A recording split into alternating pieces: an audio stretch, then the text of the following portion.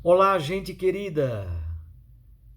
Hoje é quarta-feira, dia 12 de agosto, da 19ª semana do Tempo Comum. No Brasil, nós estamos vivenciando a Semana Nacional da Família, refletindo sobre esse tema tão bonito. Quanto a mim e a minha casa, serviremos ao Senhor. Sobretudo neste tempo de pandemia, se explicitou bastante a igreja que se reúne na casa, Domus Ecclesiae, a igreja doméstica. Nós também estamos meditando o capítulo 18 do Evangelho de Mateus, o discurso sobre a igreja. E hoje o trecho da liturgia que nos é proposto é de Mateus 18, de 15 a 20. Naquele tempo disse Jesus aos seus discípulos: Se o teu irmão pecar contra ti, vai corrigi-lo, mas, em particular, a sós contigo. Se ele te ouvir, tu ganhaste o teu irmão. Se ele não te ouvir, toma contigo mais uma ou duas pessoas, para que toda a questão seja decidida sob a palavra de duas ou três testemunhas. Se ele não vos der ouvido, dize-o à igreja. Se nem mesmo a igreja ele ouvir, seja tratado como se fosse um pagão ou um pecador público. Em verdade vos digo, tudo o que ligardes na terra será ligado no céu, e tudo o que desligardes na terra será desligado no céu. De novo eu vos digo, se dois de vós estiverem de acordo na terra sobre qualquer coisa que quiserem pedir, isto vos será concedido por meu Pai que está nos céus. Pois onde dois ou três estiverem reunidos em meu nome, eu estou ali no meio deles. Palavra da salvação. Glória a vós, Senhor. Minhas irmãs e meus irmãos, o texto do Evangelho, muito belo e profundo, nos ajuda a refletir sobre o ambiente comunitário, sobre a necessidade de reconciliação, ao mesmo tempo, sobre a oração comum, sobre a presença de Cristo, mas também sobre o contexto jurídico no qual tudo isso acontece. Primeiro, os versículos 15 a 17. Se o teu irmão pecar contra ti, é o tema da correção fraterna. Depois, o versículo 18, aquilo que Jesus já havia dito a Pedro, agora é dito aos demais discípulos. Tudo o que ligardes na terra será ligado no céu. Finalmente, os versículos 19 e 20, que tratam da concordância mútua e também da presença de Cristo no seio da comunidade eclesial e da oração comum.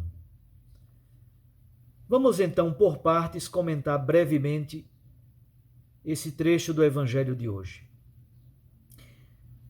Se o teu irmão pecar contra ti, trata-se, portanto, de um pecador conhecido, um pecador notório na comunidade eclesial. É bom não esquecer que as comunidades eclesiais, no tempo em que Mateus escreveu o seu evangelho, não eram grandes comunidades, eram comunidades que se reuniam nas casas.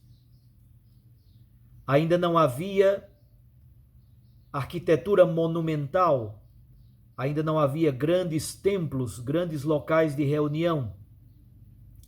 Estamos ainda num ambiente nitidamente familiar, comunitário familiar.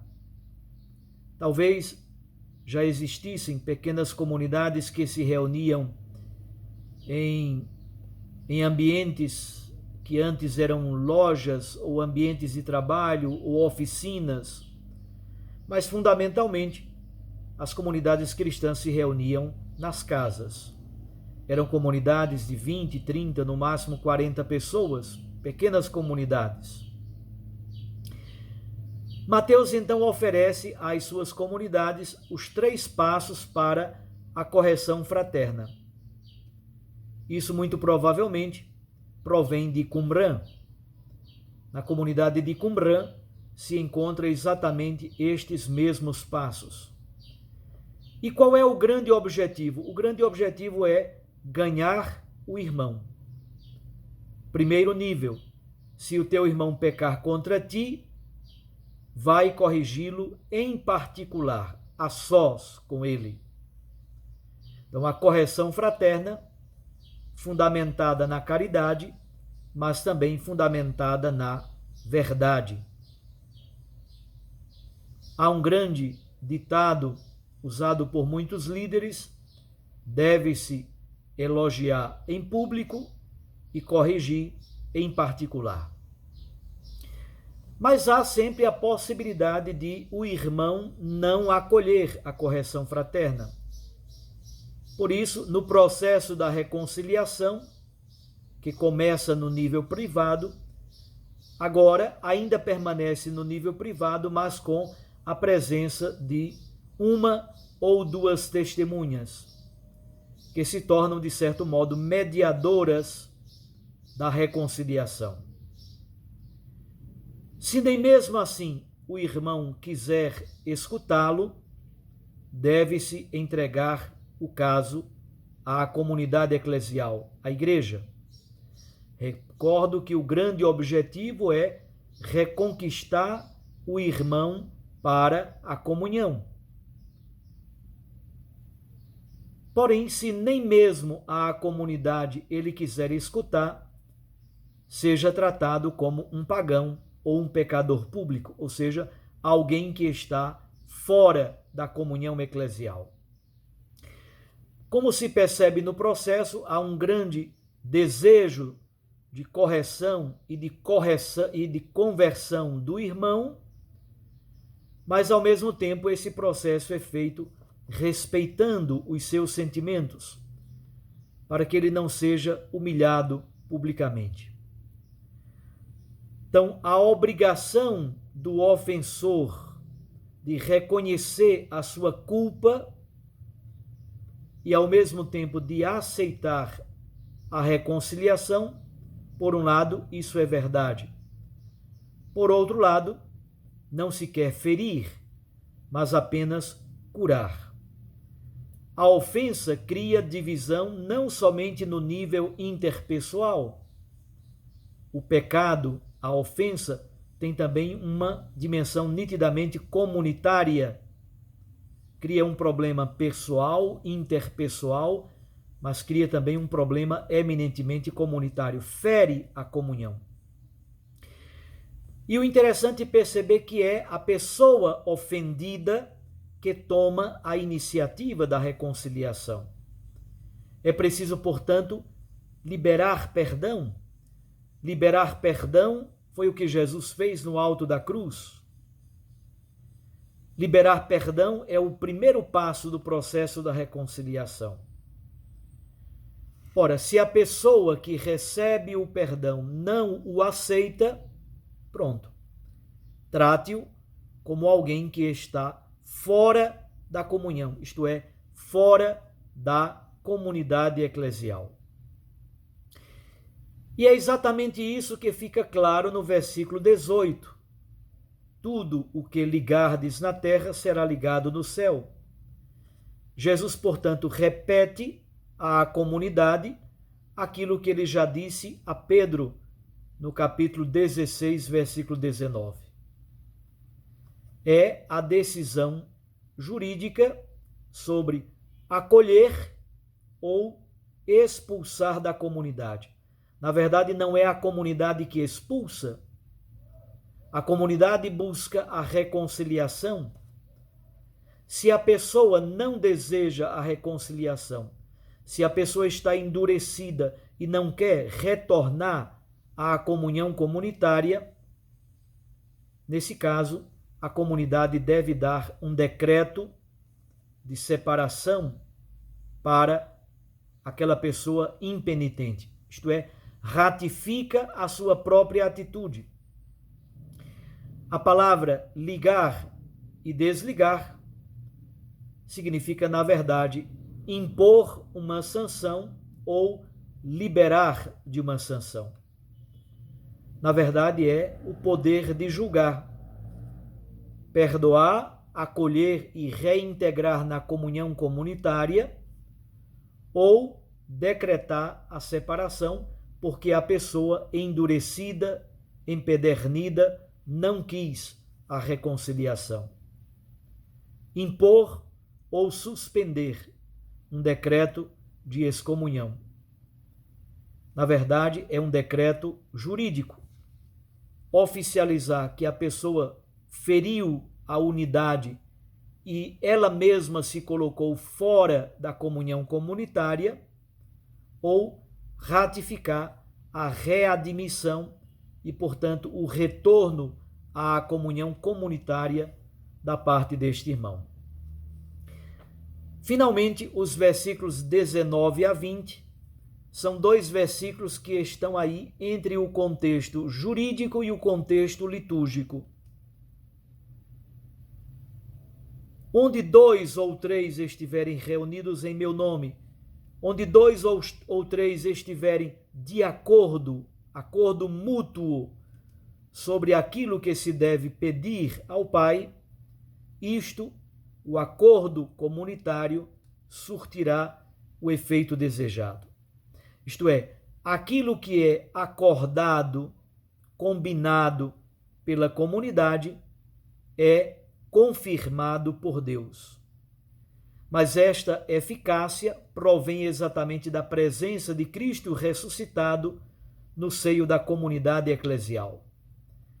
Esses dois últimos versículos, portanto, refletem sobre a concordância mútua, sobre a oração comum e sobre a presença de Cristo no seio da comunidade eclesial.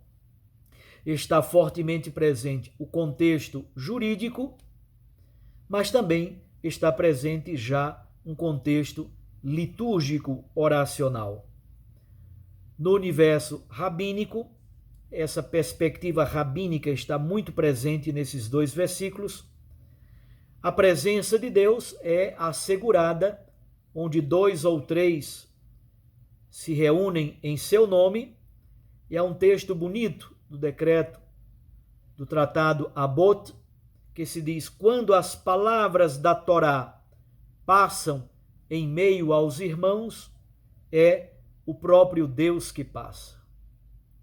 Aqui está então essa beleza.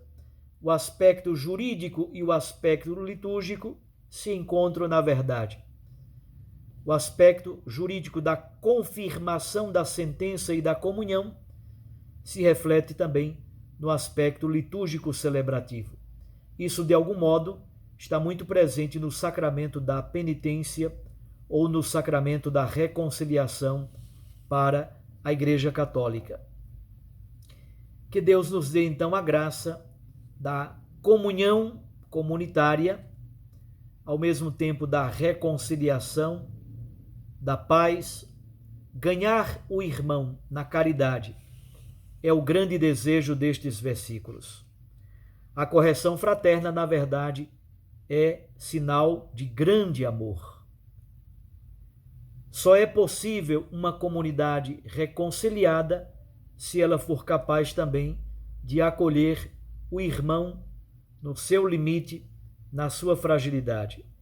Não simplesmente julgar o irmão que erra, mas ser também capaz de absolvê-lo, de acolhê-lo e de perdoá-lo, de procurar quem se desvia, de perdoar quem peca. Esta é uma comunidade que vive na força do Espírito de Jesus Cristo. Sem aceitação incondicional do outro que peca, que erra, não pode haver correção fraterna. Vamos então pedir ao nosso Deus para que as nossas comunidades eclesiais sejam comunidades de perdão, de reconciliação e de unidade. Nosso grande objetivo é ganhar o irmão que peca, fazendo exatamente esse processo pedagógico da reconciliação. Um abraço a você, até amanhã, se Deus assim nos permitir. Recorde que a palavra aquece o coração e a Eucaristia nos lança para a missão. Eu os abençoo, em nome do Pai, e do Filho, e do Espírito Santo. Amém.